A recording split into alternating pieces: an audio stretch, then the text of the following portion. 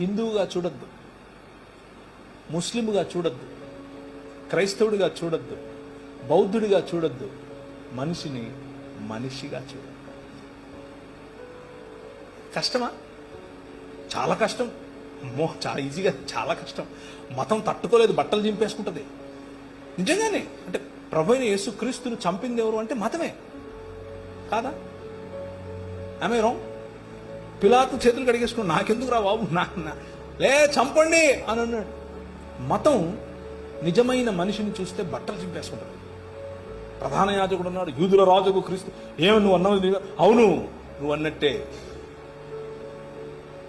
మనుష్య కుమారుడు ఆకాశ మేఘారుడై దిగివచ్చుట మీరు చూస్తారు అని అంటే ఇంతకంటే ఎక్కువ సాక్ష్యం కావాలని బట్టలు చింపుకున్నాడు. మతము తట్టుకోలేదు మనిషిని. Try to live a real human life. నిజమైన మనిషిగా బ్రతికి చూడు. మతం మెల్లిమెల్లిగా తన పట్టు కోల్పోతుంది. That's what Paul did. Paul చేసింది అదే.